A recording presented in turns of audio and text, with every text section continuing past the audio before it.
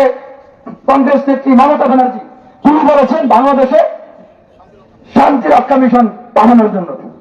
নিজের চরকায় তেল দেন, নিজের চরকায় তেল দেন। আমাদেরকে জ্ঞান দিতে হবে না।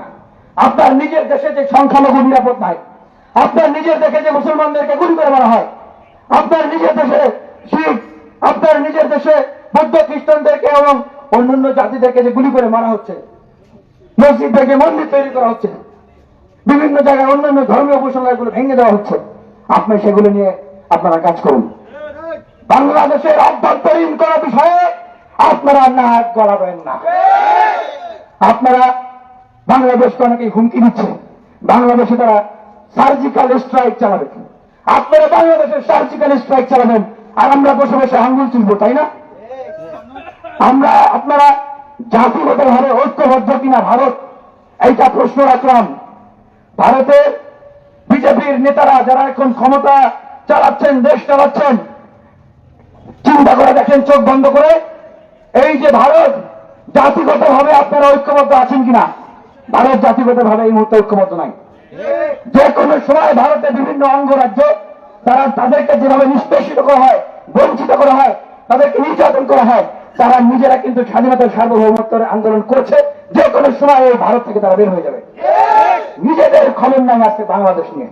বাংলাদেশের পক্ষ থেকে, ছাত্র জনতার পক্ষ থেকে, বিপ্লবীদের পক্ষ থেকে বলতে চাই, শুনে রাখুন, গণ অভ্যুত্থানে এই আওয়ামী লীগ এবং তাদের মদতদাতা ব্যাকআপ বিজেপি, এগুলো হিন্দুত্ববাদী সরকারকে যেভাবে হিন্দু, বৌদ্ধ, খ্রিস্টান, মুসলমান, জাত পাত নির্বিশেষে সবাই সম্মিলিতভাবে জীবন দিয়ে রক্ত দিয়ে আমরা উৎখাত করেছি, ভারতের যে কোনো আগ্রাসনকে মোকাবেলা করার জন্য আমরা জাতিগতভাবে দল, মত, ধর্ম, বর্ণ নির্বিশেষে ঐক্যবদ্ধ আছি। আপনারা কোন অনধিকার চর্চা করবেন, আগে বাড়বেন, সামনে বাড়বেন, বাংলাদেশ নিয়ে খেলবেন, আমরাও সেভেন সিস্টারকে নিয়ে খেলতে প্রস্তুত আছি। খেলা হবে সমানে সমান, বন্ধুত্ব খেলার টাইম নাই। এটা আওয়ামী লীগ না। আপনারা বলবেন যে লবণ আপনাদের আর আয়োডিন, লবণ বাংলাদেশের, আয়োডিন ভারতের, ওই দিন শেষ।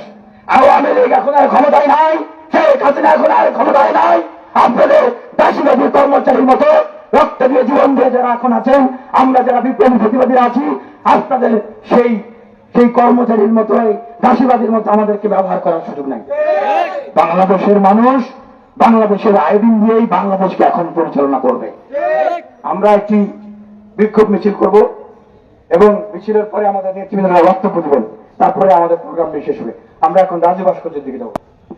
দিল্লি না ঢাকা, দিল্লি না ঢাকা, ক্ষমতা না জনতা, অবস্থা সংগ্রাম, দালালিরা রাজপথ, দালালিরা রাজপথ, দূতাবাসে হামলা কেন? দিল্লি তুই জবাব দে, দূতাবাসে হামলা কেন?